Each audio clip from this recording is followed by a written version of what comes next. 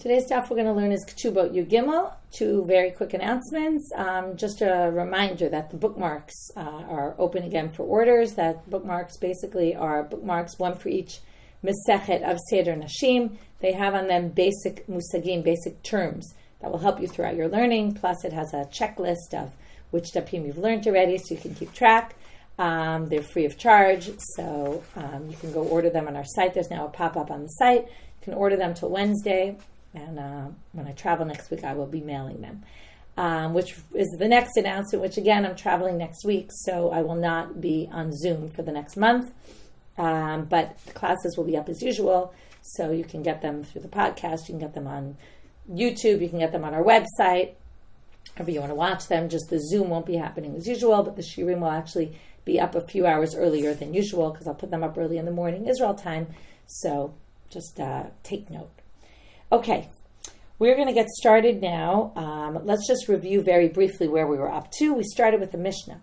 We're going to have a whole slew of Mishnayot where we have a debate between Rabban Gamliel and Rabbi Eliezer on the one hand, who are going to believe the claim of the woman, against Rabbi Yehoshua, who is not going to believe the claim of the woman.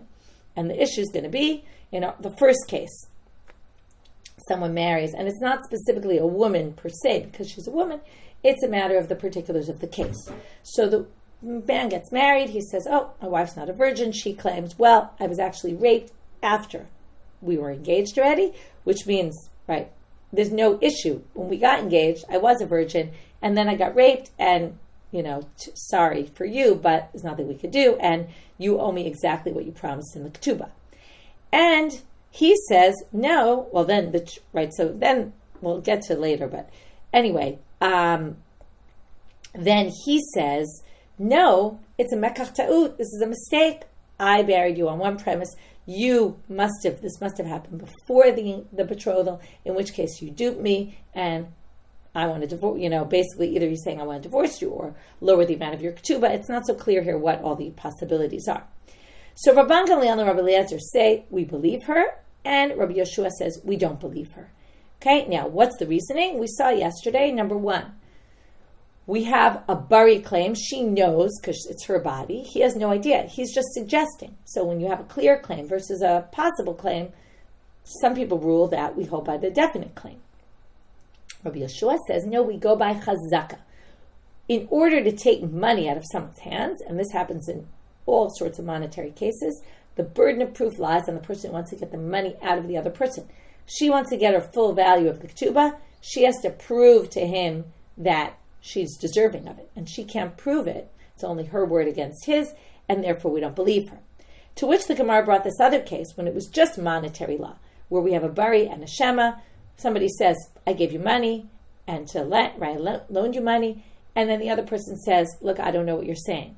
So his claim is not definitive, the other claim is definitive, and there we have a machloket between two sets of rabbis, and we tried to suggest that maybe it's the same thing, bari v'shema bari adif, definite and not definite. We go by the definite, versus those who say, no, keep the money where it is. And until you can prove it, you can't get the money out. To which we said at the end, not necessarily. It could be that the one who exempts there and says we go by chazaka there, wherever the money is, would not say the same thing here and would actually agree with Rabban Gamliel, that the woman is believed to get her money. They give two reasons. Because in our case, it's not just a bari claim, and that's the issue. There's also, number one, amigo, which means, migo literally means mitoch, from taking something from something else. Mitoch she'ichola lagid, because she can, on account of the fact that she can claim a better claim. We're assuming, migo always works. We see this many, many times in the Shas, in the Gemara. Migo works by the following principle. If we think I'm lying, this is logical. When someone's lying, we assume if you're lying already, you're going to make the best lie possible. So if you're making a lie that's not as good a lie, or a less likely lie that you would say, like if you had a choice to say one thing or the other, you'd rather say the other thing, and you didn't, then we assume you must be telling the truth. So what's the case here? She says, I was raped. Now, she's better off saying, I'm a mukat for two reasons. If she says she's a mukat, she doesn't disqualify herself down the road from marrying a kohen. If she says I was raped, she can no longer marry a kohen for the rest of her life. So that's number one. Number two, who wants to get up and say, I was raped? We all know how difficult that is to get up in public and announce that, and forget about nowadays where people are trying to be more open about these things. Back in those days, it was, you definitely didn't want to go admit that. So if she was lying, she would have had a much better claim, and that's why she's believed. So that's one reason why maybe Rav Nachman, in the monetary case, who says leave it where it is, wouldn't say the same thing here. And secondly, we ended with that she has a chezkat betulim. Until we know otherwise, she retains her presumptive status, what we knew before. What do we know about her definitively before? She was definitely a virgin. All girls are born virgins. So we assume she's a virgin until proven otherwise. So that, together with the bari claim, that's why. But if you only have a bari claim, maybe not. So Rav Nachman theoretically could hold like Rabban Gamliel, and now we're going to prove that in fact he must.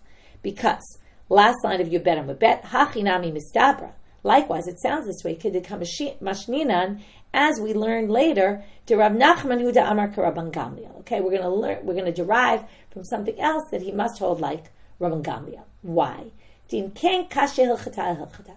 Because one psak halacha is going to disagree with a different psak halacha if we don't say that. Why? We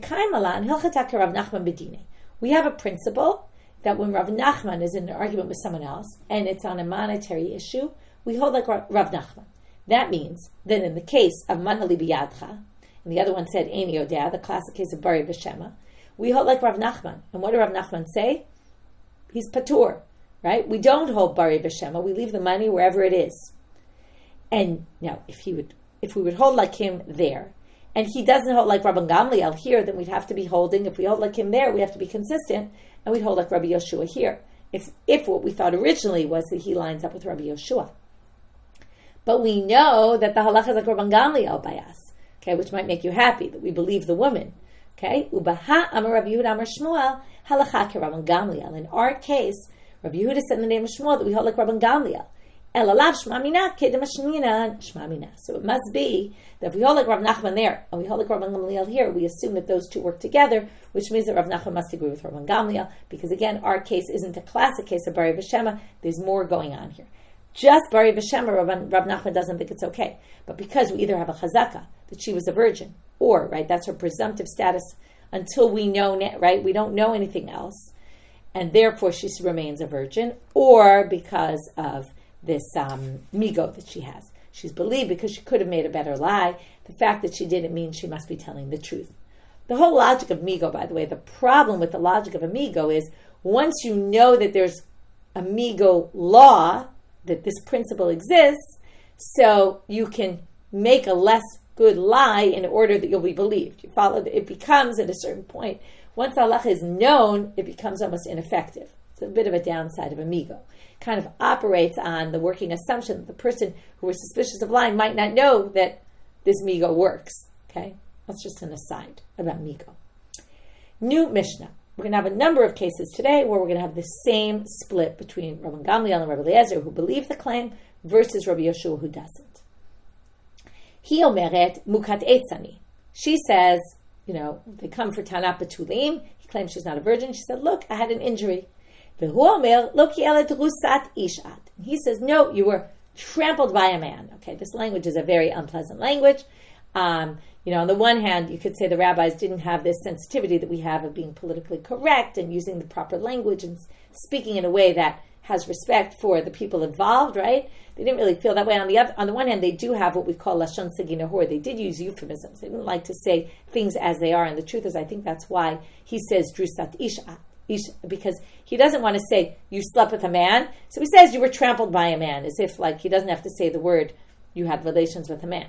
So, but it ends up sounding incredibly unpleasant, and we just have to accept that their use of language was very different nowadays, and their sensitivity to what words they used to say things was not the same sensitivity that we have today. So just take it and move on. Anyway, he says, you obviously slept with another man. Not obviously. He claims. He doesn't really know. Again, we have a bari, her definitive claim that I was injured. His safek claim, right? Maybe you slept with another man. Rabban Gamliel Rabbi Eliezer omrim ne'emenet. Rabbi Yehoshua omer lo mipi anu chayim ela hareza b'chezkat drusat ish ad shtivi raya l'dvareha. We're going to assume she's a drusat ish until she brings proof. Why is that? Same logic as last time. This is a monetary debate, and we're going to see exactly what money each one is claiming. Okay, that's going to be a machloket, the first thing the Gemara is going to talk about, what the monetary debate is. But again, in a monetary debate, Rabbi Yehoshua is going to say, the other side has to prove, till they can prove they can't take money out, so she can't get money from the husband for a ketuba unless she can prove it. Now, doesn't mean she can't get any money, doesn't mean she can get some of the money. That's going to be our debate. Ta'anatayu b'mai. What is their claim? Meaning, how much money of the ketuba is each one claiming? What does each one come to court saying? Rabbi Yochanan amal b'matayim umaneh. She says, I'm a mukat eitz, and I get 200. I get a perfectly good ketuba because I'm still a virgin. I just had an injury. Remember we had a machloket about a mukat eitz? Remember? We had, the rabbis said, Rabbi Meir said she gets 200, and the rabbis had said, no, mukat eitz lowers her. She's really not a virgin, even though she's a virgin in a particular sense, since her time is already torn, that already lowers her value to 100. So that's going to be the machlokes between Rabbi Yochanan and Rabbi Elazar, who they hold by. So if Rabbi Yochanan holds by Rabbi Meir and says that she's claiming mukat eitz, she's claiming I get 200, my full ketuba value, then when he says, no, I think you slept with someone, he's obviously dropping it to the next level, which is, he says, no, you're not a virgin, and your ketuba is only going to be 100. Rabbi Eliezer amal, okay, these are two Amoraim debating, he had to understand the Mishnah, b'mane velo klum. Rabbi Elazar says she's claiming 100 because mukat eitz, according to the rabbis, only gets 100. She's saying, I still get a ketuba, I'm not nothing, right? I'm not a virgin at all, I'm a mukat eitz, I get 100, and he's claiming you dupe me, and this is mekach ta'ut, and you get nothing. Okay? Now we're going to have deal with their shitot, and why they hold what they hold, and then ask some questions on Rabbi Yochanan. Rabbi Yochanan amar b'matayim umaneh. Why? Savar like Rabbi Meir, as I told you already. He holds like Rabbi Meir. Mukat eitz is 200. Tamar beini kirba bein loi kirba. Remember we had this whole discussion just before. Whether he knew before the marriage or didn't know before the marriage she was a mukat eitz, she still gets matayim according to Rabbi Meir. Rabbi Elazar omer b'manav lo klum. So why does he hold? She holds 100 and he holds 0. Savar like Rabban de'amre beini kirba bein loi kirba maneh. The rabbis hold if she's a mukat eitz, it doesn't matter whether he knew or didn't know, she gets 100. Remember, that was our conclusion from yesterday, that there was Rami Bar Chama who tried to say it depends whether she knew or didn't know. The rabbis have this distinction, and if he didn't know, he knew. I think I said she by accident. Whether he knew or didn't know, and according to one Rami Bar Chama, if he didn't know, then he's going to claim 0. She gets nothing. Okay? So here they say, again, okay, and therefore she claims, I'm a mukat eitz. It's true you didn't know, but it doesn't matter that you didn't know, because we don't hold by Rami Bar Chama. We hold that it doesn't matter whether he knew or not, she still gets 100 because she's a mukat eitz only. Bishlama, okay, so that's why Rabbi Eliezer says, she says mana, and he claims, you weren't a mukat eitz, you slept with someone, and because you slept with someone, you get nothing. So now we're going to say, Bishlama Rabbi Elazar, lo ka'amar Rabbi Yochanan. We understand very easily why Rabbi Elazar doesn't hold like Rabbi Yochanan. Why? We're going to have this Bishlama structure a lot today. So let me explain what Bishlama, how it works. Okay, for those who don't remember. Bishlama means we're going to take either 2 opinions, it could be 3 opinions, it could be 4 opinions, it could be a list of items that were mentioned in some source, and say, the following things make a lot of sense. That's the Bishlama part.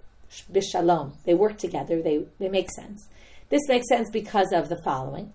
However, it's always going to have an ella. But something else doesn't make sense to us. And on that, we're going to ask a question, and almost always it has an answer. Once in a blue moon, it ends without an answer, but usually it has a resolution. So we understand Rabbi Elazar, why he doesn't hold like Rabbi Yochanan. To kamoke la kerabanan. Whenever we have a machloket between an individual and the rabbis, we hold like the rabbis. We hold by the majority opinion. So he wants to hold like the rabbis, and the rabbis said a mukat eitz only gets 100, which means that when she claims I'm a mukat eitz, she's only claiming 100. If he disagrees, he must be saying 0. Ela Rabbi Yochanan, my time alone, Rabbi Elazar. But why would Rabbi Yochanan pick the minority opinion of Rabbi Meir? So the answer is based on another issue we came up yesterday that there was a debate about. Kasaval, we saw this machloket yesterday. Somebody betrothed someone thinking she was a virgin, and it turns out she had relations with someone before. does it just mean that we drop her ketuba from 200 to 100 because she wasn't a betula? Or can he claim, mekach ta'ut, you lied to me, and I'm not giving you anything, right? I'm going to divorce you right now, and I'm not going to give you a ketuba at all. So that's a debate. Now, Rabbi Yochanan is not going to be able to hold like Rabbi Elazar because in that machloket of knasabachas kapitula v'nimtzei peula, he holds yesh la ketuba maneh, she gets 100. So if he thinks, now that means that the husband's claim, you're not a betula, not because you're a mukat eitz, but because you slept with someone, his claim would have to be that you get 100, because Rabbi Yochanan doesn't think that in that kind of case you could claim 0. Well, hacha amar maneh, v'ika amar maneh. Now, if you're going to go to her claim and she says mukat eitz, and you're going to hold like the rabbis that mukat eitz only gets 100, well, now you're going to be saying he claims 100 and she claims 100. There's obviously no argument there. If she's going to claim 100 and he's going to claim 100, they obviously have no argument, right? There's no relevance whether the reason she gets 100 was because she was a mukat eitz or because she was a beula, right? It doesn't make a difference. So that can't possibly be what the Mishnah is talking about, and therefore Rabbi Yochanan has no choice. Because of what he holds on the other issue, someone who thinks his wife was a virgin, it turns out she slept with someone before they were betrothed, she gets a ketuba of 100, well then it has to be by default that she's claiming 200. And that's why he has no choice but to say this Mishnah holds like Rabbi Meir. So, Bishlama, now we're going to have another question against Rabbi Yochanan. Bishlama Rabbi Elazar, Hainu Dekatani Tarte. Now the question is, why do we have the previous Mishnah and this Mishnah? They're basically both saying the same thing. There's a monetary debate between him and her. How did she lose her virginity, right? Or when did she lose her virginity, right? And how? And, right, one says Rabbi Gamliel and Rabbi Eliezer believe her. Rabbi Yehoshua believes him. So why is there a point to have two different Mishnayot? To which the Gemara says, so Rabbi Elazar, it makes a lot of sense that there's two. Why? Because each one is coming, now here it's saying the Mishnah is coming to basically say we don't hold by a different opinion of an Amora that's going to come in the future. So you have to understand here, it's something a little hafuch halafuch that's going on, a little opposite, but we're taking a Mishnah and saying the Mishnah is coming to disqualify an opinion that's going to come in the future, to basically say this opinion is wrong, okay? So again, it's not like the Mishnah foresaw the future, it's that the Mishnah understood all the possibilities that people might say, and therefore wanted to say, don't think this, okay? So, according to Rabbi Elazar, again, who says, she says 100, he says 0, it's to prove, to prove that Rami Bar Chama is wrong. What did Rami Bar Chama say? Again, it's the focus on, if she claims mukat eitz, and he didn't know that before the wedding, or before the betrothal, could he claim, Rami Bar Chama said, if he didn't know about it, he could claim mekach ta'ud and I give her nothing. Here, she's claiming mukat eitz, and he didn't know. Obviously, they don't think she gets nothing, otherwise why would she be claiming that?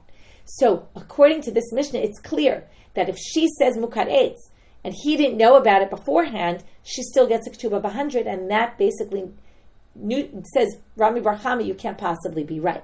So that's why we need our Mishnah.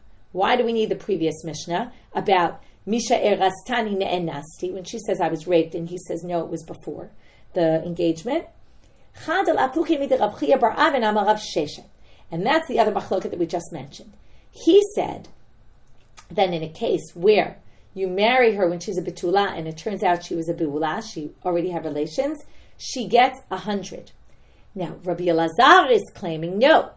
According to that Mishnah, he's claiming mekach ta'ut, right? And Rabbi Yehoshua paskins that way. So we're basically saying, what's his claim? Forget about the Rabbi Yehoshua paskins that way. The point is, what's his claim? His claim is 0, right? I said it wasn't so clear before, but now according to this, we read the previous Mishnah as his claim is 0. So if his claim is 0, that means if he was duped by her, he gets nothing. That's to disagree with Rav Chia bar Avin in the name of Rav Sheshet, who says she still gets 100. Okay, so each Mishnah is coming to preclude an opinion that someone might claim in the future.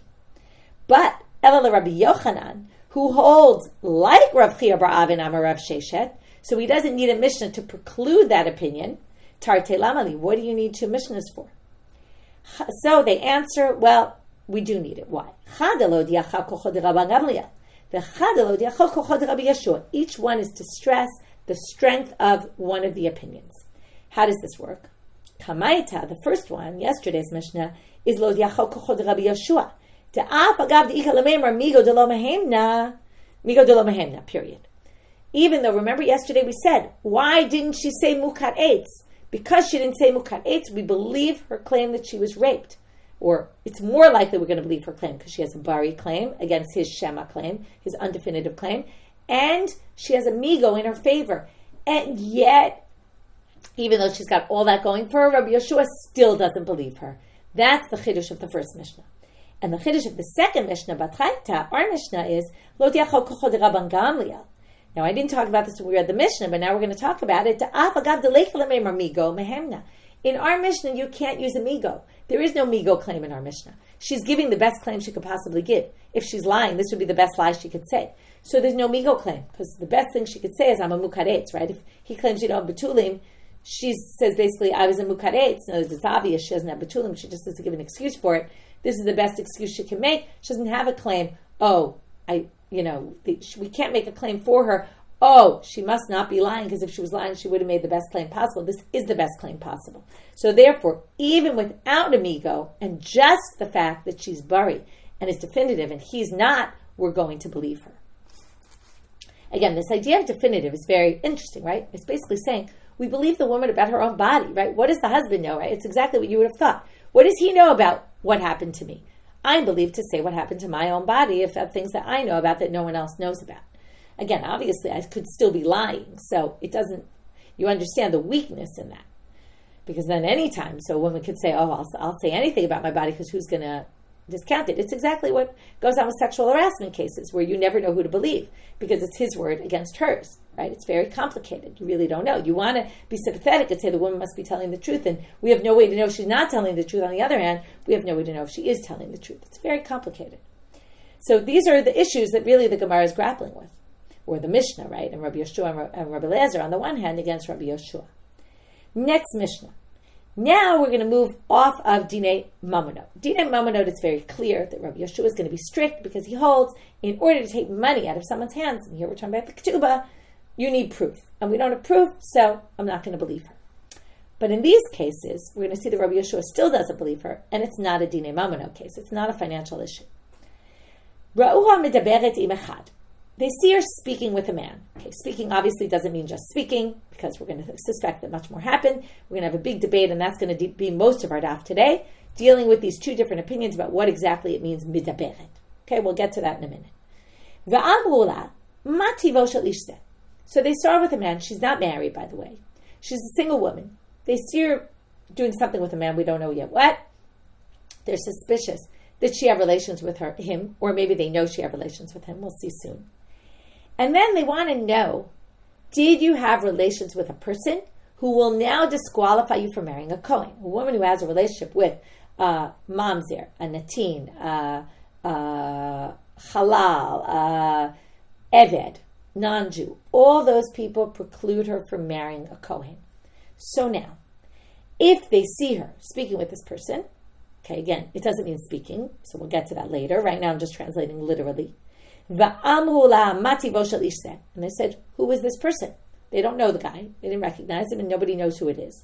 So maybe they only saw his back. We don't know. And she says, Ish ploni v'kohen. Now, the two differences about this case, number one, it's not monetary. Number two, no one's claiming against her. There's no one who comes with a counterclaim. She says, it's so-and-so, and he's a kohen. Kohen here doesn't mean literally a kohen. It means he's kasher. Okay, meaning I can marry a kohen tomorrow. Rabban Gamliel and Rabbi Eliezer omrim ne'emenet. Rabban Gamliel and Rabbi Eliezer say she's believed. For Rabbi Yehoshua omer and can marry a kohen therefore. Rabbi Yehoshua and Rabbi Eliezer omrim. Rabbi Yehoshua omer lo mipia anu chayim. We don't believe her. Ela harezo b'chazka pe'ula lenatinu lemamzer ad shtaviu chaya ledvareh.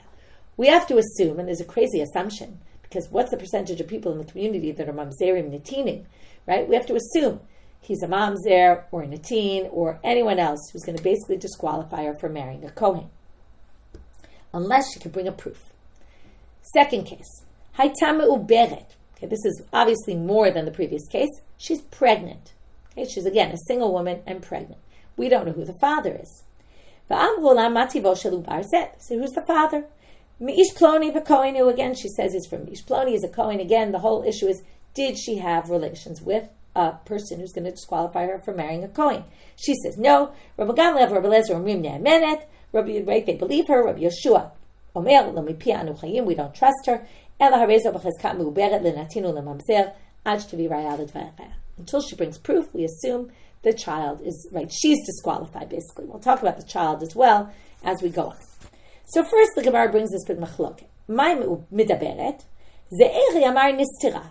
We have witnesses that saw her go into a room alone with a man. That's it. Nothing more than that. Rav Asi amar niv'ala. We have witnesses that they actually had relations together. Somebody watched them do it.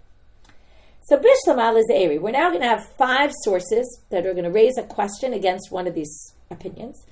4 out of the 5, okay, numbers 1, 2, 4, and 5 are going to be against Rav Asi. Number 3 is going to be against Zeiri. We're going to have answers to all of them, except the last one, which is going to remain a problem to Rav Asi.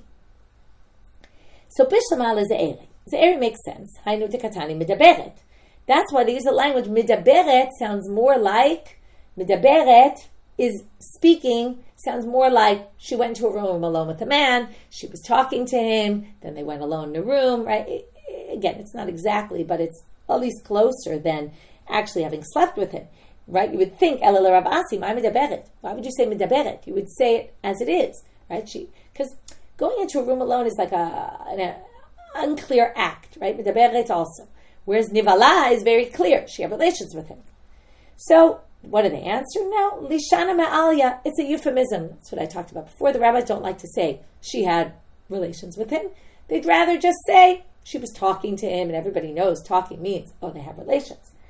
So, we're going to prove this, kedichtiv. Now, we're not going to prove this from a verse that says, uses the language of speech to mean they have relations, but it does use a different language to indicate sexual relations, even though, right, they could have said it directly, they didn't say it directly. It's a verse from Mishlei, which actually starts off, they don't give you the beginning, Kain derech isha min ha'efet. This is the way of a woman who is an adulteress, which means she's having sexual relations, and it says, Achla machata piyah, she eats and she wipes her mouth clean, va'amra lo pa'alti avin, and she says, I didn't do anything. So here they use eating as a euphemism for it. Likewise, we could say speaking as a euphemism. That was question number 1.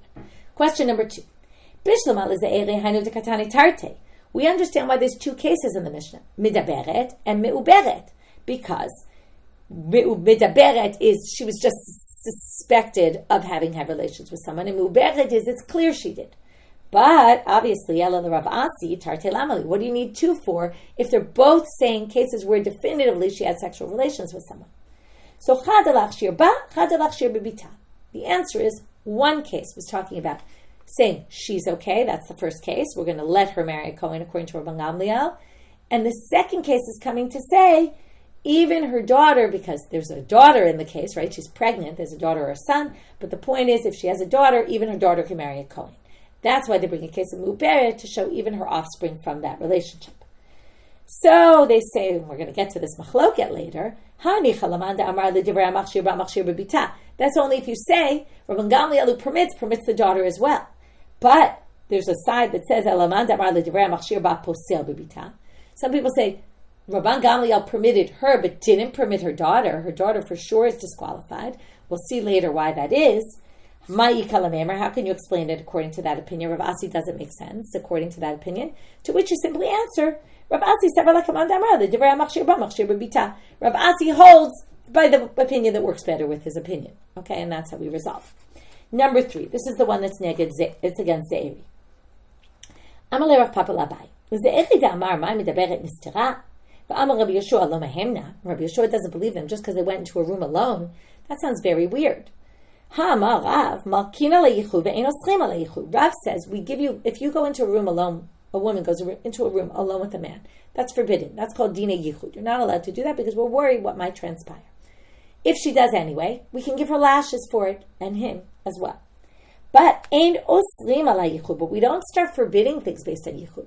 We can't assume that you have relations with each other and therefore start forbidding, let's say, her to be in a relationship with his brother because she already had relations with him, and all sorts of things that could come from that. We don't do that. So how could Zeiri say just because they went in a room alone, we're going to forbid her to marry a kohen now? We don't do that kind of thing. So lema deloka Rabbi Yehoshua. So first of all, you could say maybe that statement of Rav doesn't hold by Rabbi Yehoshua.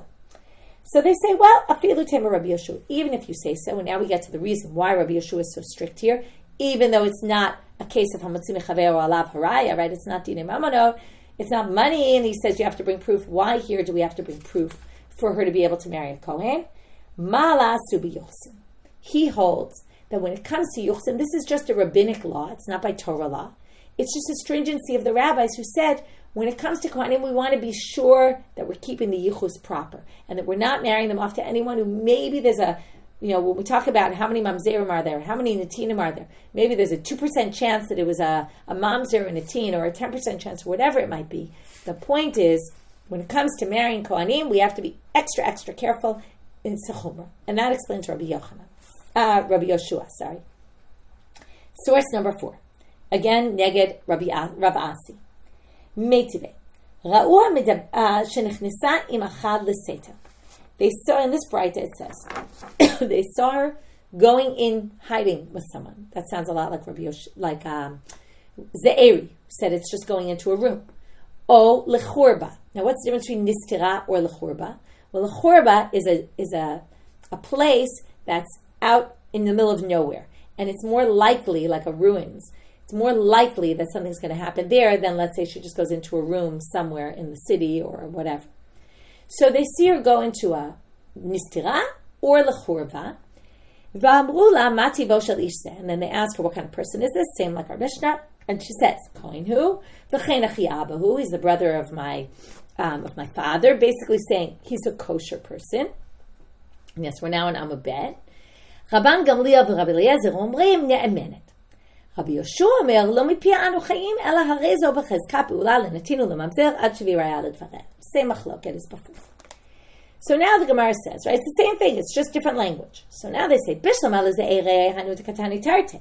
L'seiter or l'chorba. They're assuming l'seiter matches midaberet. L'chorba is it was definitive. And, right, so seiter is they went into a room alone. We don't know exactly what happened. Chorba is there's more going on. And therefore you want to bring both. Ella, right, and that's to prove that both think, right, Rabbi Gamliel is in both cases, and Rabbi Yehoshua is in both cases. Ella le Rav Asi, damar nivala tarte lavli. If he says midaberet, which we're assuming corresponds to nistira, is definitive, and then l'chorba is definitive, then basically they're saying the same thing. So the first answer is chad katane, just read it as one. L'seiter de chorba. She went into a room alone with him in a chorba. To which the Gemara answers, but that doesn't match the language of the Braita. V'ha l'seiter o l'chorba katani. It says there or there. Sounds like two different cases. Chad l'chorba de mata v'chad l'chorba de dab. So now they distinguish. They say nistera is she went in hiding into a place that was maybe ruins, but in a city. And the second one, l'chorba, means a chorba outside the city, in the desert. What's the difference, right? It's obviously much more likely that something happened if she's in a chorba in the desert where there's no one around. Utsricha. And not only that, but there's something additional that we're going to talk about right now. Why do we need both? If you had had just chorba demata, where maybe you say for sure she had relations with someone, she was in a chorba. But you might have thought, Rabban Gamliel, Mishum derov ksherim etzla. What's the whole issue? It's not just did she have relations. We don't care so much if she did. The question is, who did she have relations with? In the city, most of the people are Jews, we're going to assume. So, and ksherim Jews. So therefore, we can assume there, if we just had that case, we'd say only there Rabban Gamliel permits her. Because, again, we go by the statistics. How many people in the city are ksherim? What's the probability that the person she chose was one of those ksherim? High probability, therefore we'll allow her to marry a kohen. Ava chorba de dabra, but if you're in a chorba in the desert, you're in a place without, no one's living there. Who goes by? There are all sorts of nomads. Who are the nomads? All sorts of people. There, derop psulin etzla. Most people there are not ksherim. And therefore, ema modele Rabbi Yehoshua. If you didn't say that case, you might have thought that Rabban Gamliel would agree with Rabbi Yehoshua in that case, that since the probability is high that he was not kosher, therefore, she must agree. Maybe Rabban Gamliel would hold like Rabbi Yehoshua. That's why the Braita needs to bring both cases to show no, even there, Rabban Gamliel permits it. So what if you just took the case in the desert? What would you have said? No, because then you could do the flip. You would say, Bahika Amar Rabbi Yehoshua. That's what Rabbi Yehoshua doesn't believe because the probability is high. Aval Baha, but maybe in the city, Ema Modeh Rabban Gamliel. Maybe he admits, like Rabban Gamliel, that we're going to permit it.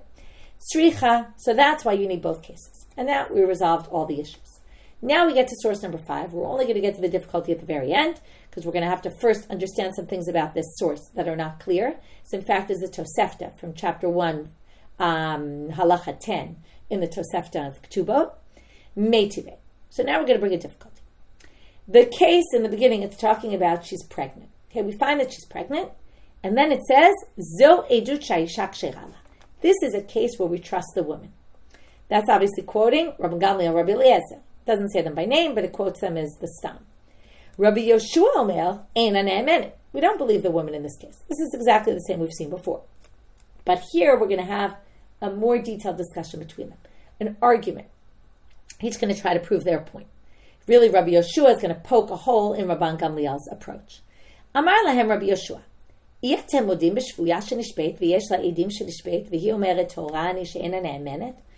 Don't you agree with me in a case where a woman was taken into captivity? Now, the assumption in those days, you were taken into captivity, you were most definitely raped. So if she gets taken into captivity, there were witnesses that saw her get taken, and she comes back and says, I wasn't raped, we don't believe her. And basically, we don't allow her to marry a kohen. So don't you agree with me about that? Amru lo aval. Aval here means, yes, in fact, we do agree with you. To which he says, Uma yifresh yesh ben zo lezo. So what's the difference between this case and that case? So we're assuming now remember, there's really 3 cases. There's the woman in captivity, there's the me'uberet, who definitely have relations, and then there's this safek me'uberet case, this woman who went into a room alone, but we don't really know what happens. So he says, lezo yesh edim, lezo ein edim, which seems like they're saying back to him, we're talking about the nistera case, the case where they were alone in a room. Nobody really knows what transpired. Okay? And that's why.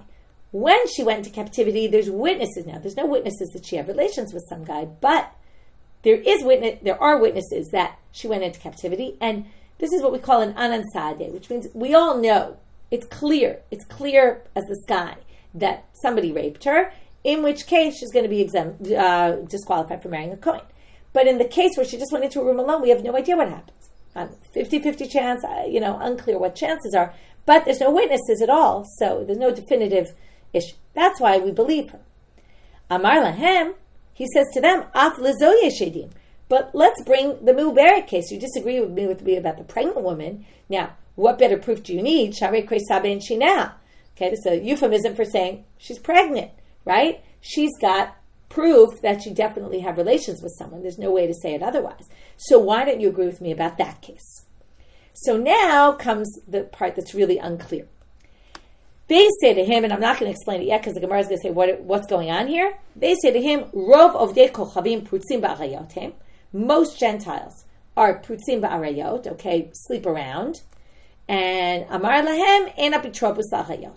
And he answers them, there's no guards for arayot. Meaning, if you put someone in charge to make sure someone doesn't sleep with someone else, there's no way to ensure it. Like, no one's going to ever take that job on themselves because nobody is really able to stop that kind of thing from happening. So it seems to me. It's not exactly clear what it means. Anyway, what this has to do with anything is very unclear. Before we get there, we're just going to read the last line of the Tosefta, then the Gemara is going to try to understand what happened here. By the way, the Tosefta says, in what case are we talking about? And we saw about this, there was a machloket about this. Be'edut isha begufa. It's the woman about herself. Aval edut isha bebitav. She's trying to testify about the child.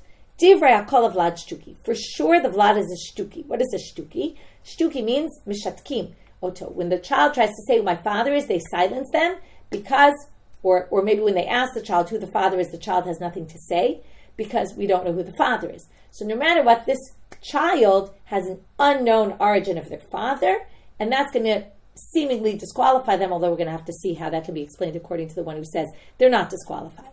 So we'll get back to that later. So now the Gemara says, what did he say to them, and what did they answer him? It's really the reverse. It's really what did they say to him, and what did he say to them, because we start getting confused by the part that they started with him, and then he answered them. This is what they said to him. Hey, shavtani ala me'uberet. You got me on the me'uberet one. Okay? You said, right, the Mu'beret has proof, and you're right, she does have proof. It really is like the Shvuya. But I will give you an answer about the Mu'beret.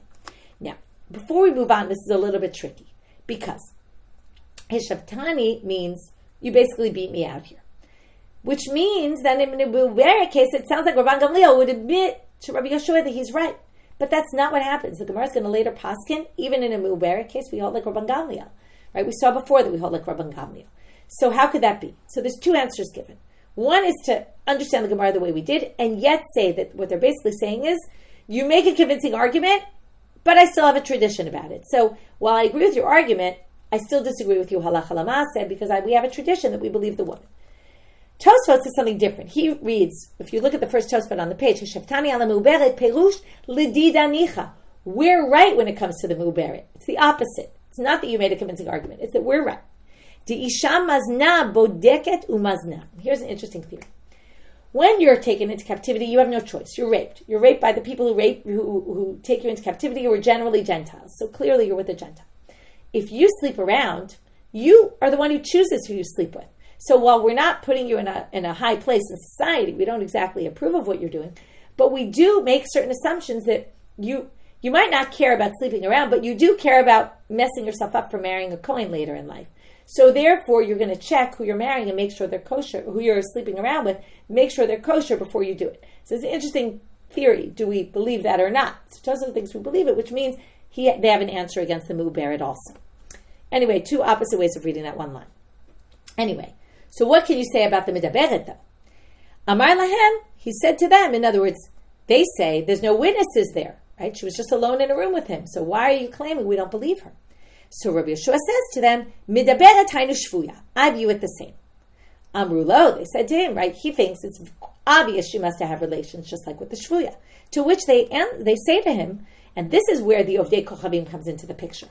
Amrulo, shani shvuya, derov Ovdei Kochavim prutzim ba'arayoten.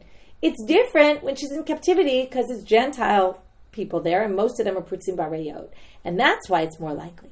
Amar lehem hanami kevan istater ein apitropos la'arayot. You think only Gentiles are suspect? All people, nobody can stand up to going into a room alone and not doing it something, right? There's still a high likelihood, not that nobody can, but there's still a high likelihood, and that's why nobody will ever be an apitropos to stop someone from having a sexual relationship with someone, because we know that people have very strong urges, desires, and basically they'll fall into a trap as well. It's not just Ovdei Kochavim, and therefore when she was in a room alone with a man, we can assume that something must have transpired. Now, you probably don't remember this, but the whole reason we brought this source was to question Rav Asi, to which they say, Katane miatarte midaberet meuberet. They clearly distinguish here between a case when he went into a room alone with a man, she went into a room alone with a man, to a case where she's pregnant. That's not what Rav Asi said. Rav Asi said midaberet is there were witnesses that she had relations. Here, the whole discussion is maybe she had relations, we don't know, right? It's definitely not Rav Asi, to which they say, you're right. Tiyufta de Rav Asi tiyufta. This is a definite question.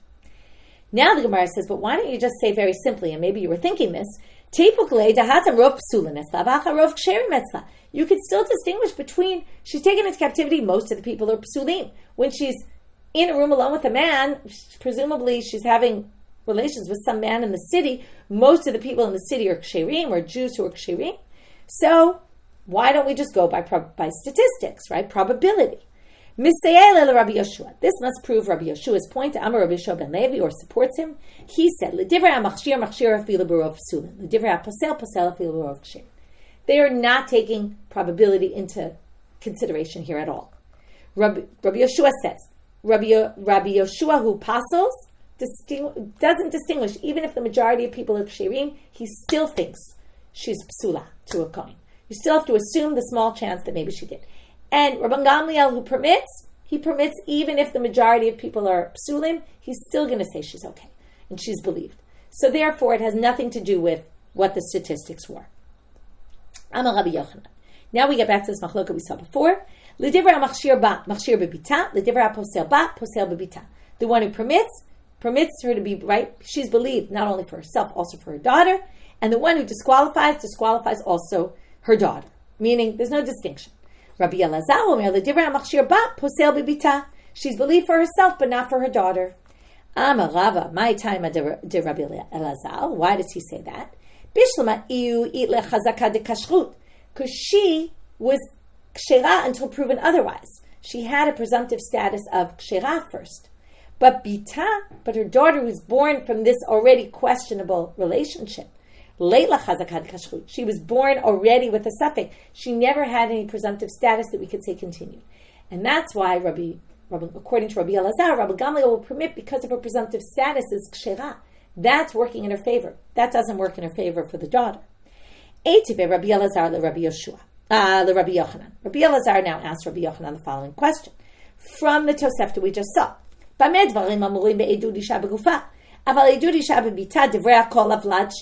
we say? She's believed, but the vlad is a shtuki. What does it mean, shtuki? Does it not mean my lav shtuki u pasul, that the child has an unknown father and therefore she can't marry a kohen?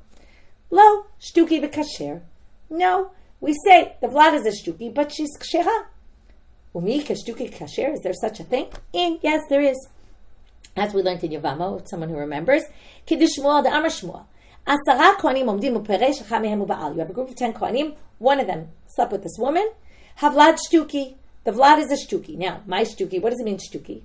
So, does it mean that the child tries to inherit the father's property, and we say no, you can't? That's pshita. Of course, the child can't go out to one of those random 10 people and say, you're my father. You wouldn't need a halacha to tell you that. It's obvious. You would have to prove he's the son, and he can't.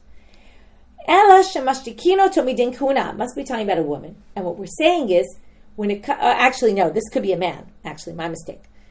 From working as a kohen in the temple. Okay? Dichtiv. This is from this week's parsha, whether it's this past week or this coming week, depending on where you live. Parsha Pinchas, Vaital lo ulizaro acharav brit kunat olam. He and his sons after him. Misha zaro miyuchas acharav. Yatzazes she'en zaro miyuchas acharav. Which means the child can't work as a kohen in the temple unless they can trace their lineage back to their father. So this vlad is a shtuki that they can't trace their lineage back to their father. They can't be a kohen in the temple. But it doesn't mean that she can't marry a kohen. She could theoretically marry a kohen. It only has ramifications for this one issue of working as a kohen in the temple, okay, and eating truma, by the way. But more than that, it doesn't have ramifications. You could understand the source in that way, and that would then prove the opinion that she is believed about her daughter as well. With that, we will finish today's daf, and we'll pick up from here tomorrow. Have a great day, everybody.